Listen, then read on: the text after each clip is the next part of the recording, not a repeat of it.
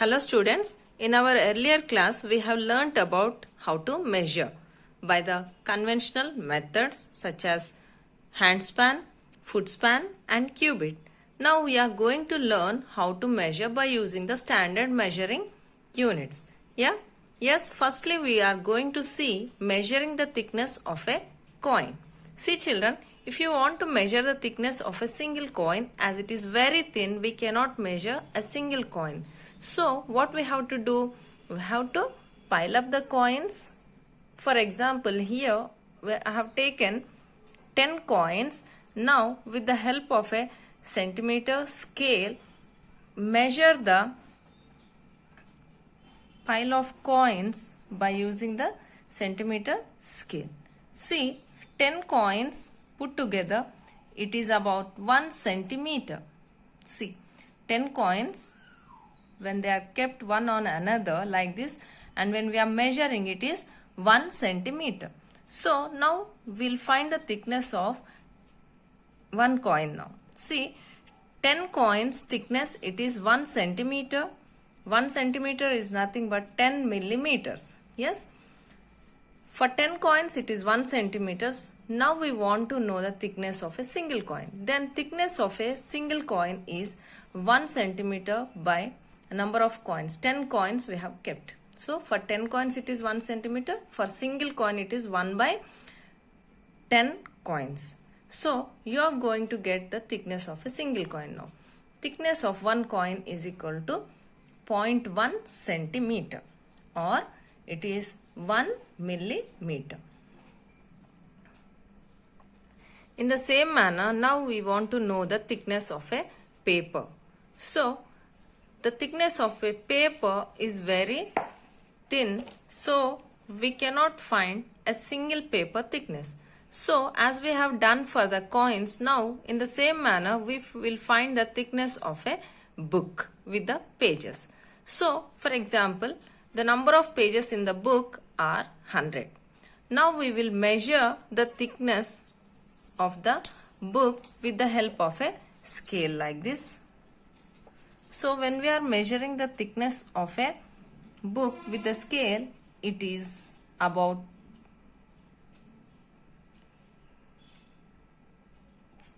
0.5 centimeters. It is 0.5 centimeters, that is half of the centimeter. Half in a centimeter is 0.5 centimeters, or simply we can say it is 5 millimeters. So now we'll find the thickness of one page. For 100 pages, it is 0.5 centimeters. So for one page, it is 0.5 by 100. So thickness of a single page, it is 0.005 centimeters or 0.05 millimeters. So in this manner, we can find the thickness of a coin and a book. Now we learn how to measure the length of a curved path. Now fix the all pins like this with the thread on the curved path to be measured. The thread has to be moved from the point A of the curved path like this onto the point B, which has to be measured, this curved path. Now after measuring with the help of a thread the curved path, remove the pins and put this thread on a meter scale, centimeter scale like this, from the starting point to the other point till where it has to be measured. Now you can see that the thread which we have used for measuring the curved path kept on the meter scale like this. See, the length of the curved path, it is about 38 centimeters. So in this manner we can find out the length of the curved path. Measuring the area of a regular surface. So depending upon its shape, if it is in the rectangular form, then the two sides are similar. So these are the length and these are the breadth. So the area of a rectangle we can find out by using the formula length into breadth, L into B. So if you have taken in centimeter, then square centimeters. If it is given in the meters, then it is square meters are the units. Millimeter, square millimeter, square feet. So like this we can measure the area of the rectangle. If the regular surface shape it is in the square form, then we can take side into side. The area of a square we can calculate by side into side. Centimeter into centimeter, or if it is given in the meters, then it is meter into meter. So the units for area of the square are square centimeters or square millimeters or square meters, depending upon the measurement they have given. Now we'll see how to measure the area of a irregular surface. So for measuring the irregular surface, for example, here we have taken the leaf. For measuring this, we need a graph paper is used for measuring the surface of a irregular surface. So here first draw the outline of the leaf, and then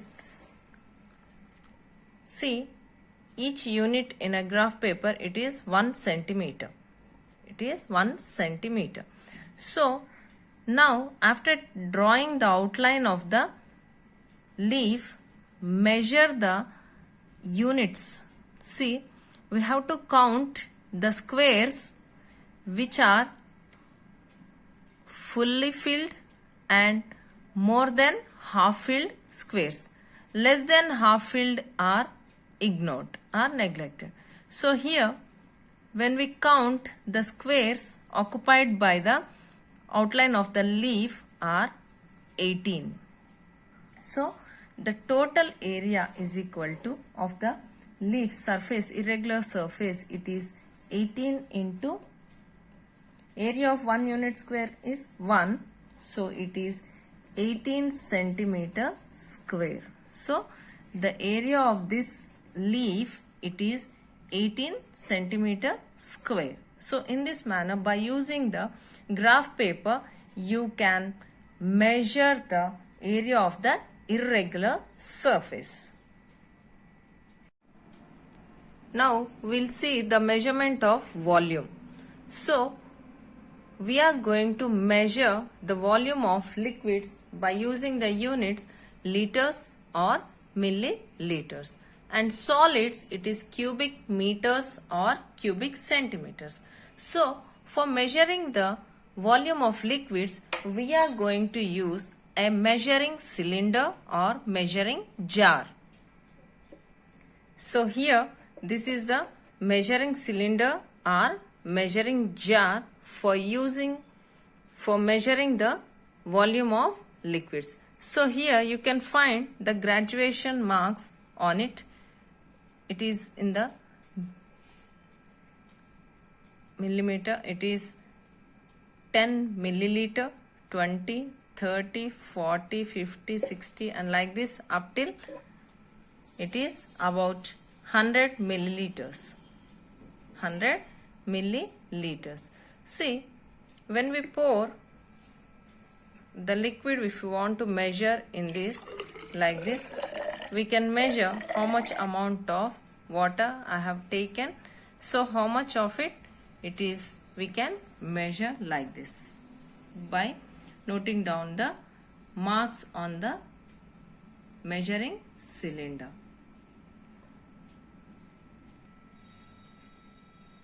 So like this you can measure the liquids in the measuring cylinder. Now we will see the volume of the irregular solids using a measuring cylinder. So if you want to know the volume of this irregular stone, so we cannot measure this in any measuring cylinder. So what we need to do is, we have to tie this to a thread like this, and firstly we are going to take the liquid in the measuring cylinder what I have taken. So it is about 80 milliliters in it. So now we'll drop this liquid irregular shaped stone with a thread tied on it and slowly leave this stone into the measuring cylinder onto the bottom like this. Now you can observe that the liquid which is present already in the measuring cylinder jar, it has been increased to some level. See, it has been increased up to 80.5. 84 milliliters. Earlier, before dropping the stone, it was 80 milliliters, and after dropping the stone into the water, that is measuring cylinder, it has changed to about 84. That means the earlier it was 80, after dropping the stone tied to a thread, it has changed to 84. So we can find out the volume of the irregular stone now. So final volume, it is 84 and the initial volume is 80. 84 minus 80, that is 4 ml. Cubic centimeters is the volume of the irregular stone. That is, yes, in this way we can find out the area volume of the irregular stone. Okay children?